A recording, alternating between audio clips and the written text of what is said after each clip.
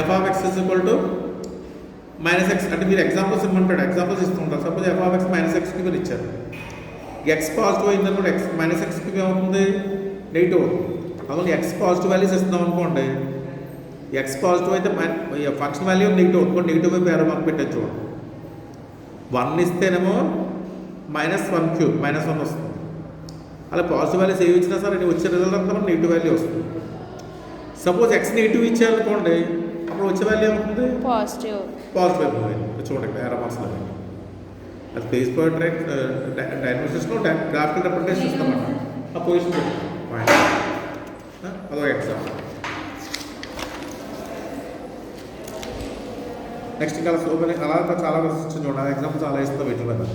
ఇంకా F of X పేరు చెప్పాను, తర్వాత అయిన తర్వాత ఎఫ్ ఆఫ్ ఎక్స్ కూడా x³, జీ ఆఫ్ ఎక్స్ కూడా x³ అన్ని గ్రాఫ్ రిప్రజెంటేషన్ ఇస్తాం చూడండి ఇక్కడ దీంట్లో.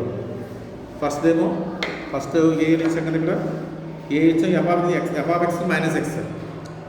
F of X minus X అంటే ఎక్స్ వాల్యూస్ పాజిటివ్ ఇచ్చేవాడు కూడా మైనస్ ఎక్స్ అవుతుంది, నెగిటివ్ ఇలా వచ్చింది చూడండి. అలా వాళ్ళు ఎక్స్ నెగిటివ్ అయిందని వచ్చే వాల్యూస్ పాజిటివ్ అవుతాయి. అప్పుడు ఏరో మార్క్ ఇటువంటి పెట్టచ్చు. ఎక్స్ వాల్యూ పాజిటివ్ అయితే F of X value negative, X value negative అయితే F of X value positive. ఒకటి ఏరో మార్క్స్ అటు ఇటు పెట్టాం. నెక్స్ట్ ఇంకోటి ఏమి ఇచ్చాం, F of X 2a, B దగ్గర ఎఫ్ ఎక్స్ 2a అంటే ఎక్స్ వాల్యూ ఇలా వస్తుంది గ్రాఫ్. నెక్స్ట్ ఇంకోటి ఎఫ్ ఆఫ్ ఎక్స్ 1/a అంటే గ్రాఫ్ ఏమో తప్పుతూ ఉంటుంది. ఇది ఒక్కలేదండి, ఇలా చూసుకోండి. ఎఫ్ ఆఫ్ x³ d, అలాగే ఎఫ్ ఆఫ్ ఎక్స్ 2x అంటే 2x - x² ఇచ్చాం ఇక్కడ. 2x - x² ఎప్పుడు 0 అవుతుంది, x ప్లస్ 2 పెట్టినా x ప్లస్ -2 పెట్టినా 0 అవుతుంది అంతే కదా ఎఫ్లో. అందులో గ్రాఫ్ వేసి చూడండి.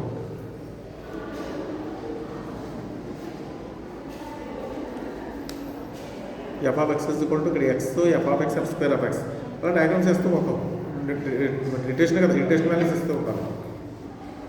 నెక్స్ట్ ఇంకో థియరం ఉంది, దాని మీద కూడా చూడండి. That I maps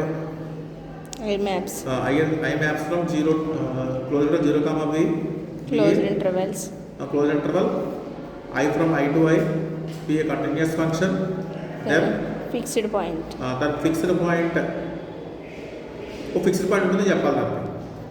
but I అనేది క్లోజ్ ఇంటర్వల్ ఏ, b అని తీసుకున్నాం. ఎఫ్ అనేది ఐనించి function.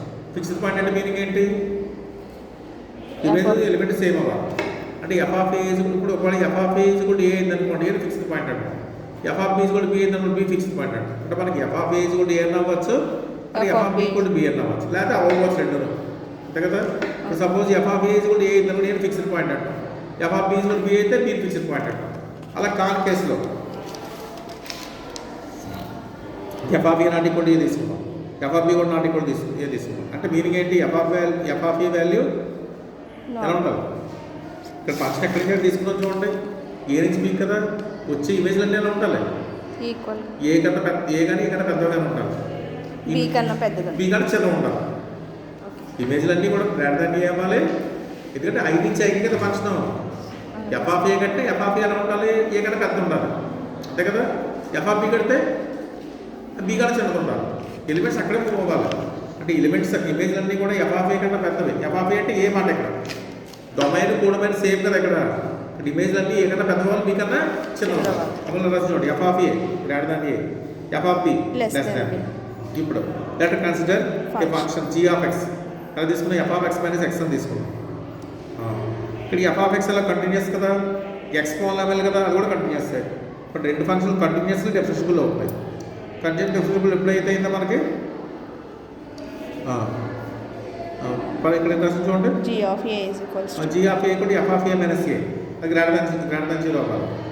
Next g of b, f of b minus b less than 0 ఎందుకని అవ్వాలి. ఇక్కడ ఎంత చూడండి, ఇక్కడ g of x continuous function depend on i, ఇక్కడ see now sir, now g of a equal to f of a minus a. ఎలాగో f of a greater than a కదా, అంటే f of a minus a greater than 0. అలా f of b minus b less than 0. అంటే science ఎలా వచ్చాయి మనకి, ఇక్కడ opposites వచ్చాయి. ఆపోజిట్స్ మనకి ఇంటర్మీడియట్ మీన్ వాల్యూ తీరం ఉంటుంది. ఆ తీరం జస్ట్ సి వచ్చినట్టు జీ ఆఫ్ సి ఈక్వల్ 0 అవ్వాలి, అంటే F of C minus C equal 0 అవ్వాలి, అంటే F of C equal C అవ్వాలి, అంటే ఫిక్స్డ్ పాయింట్ అయ్యింది. అర్థమైందా? నెక్స్ట్ तो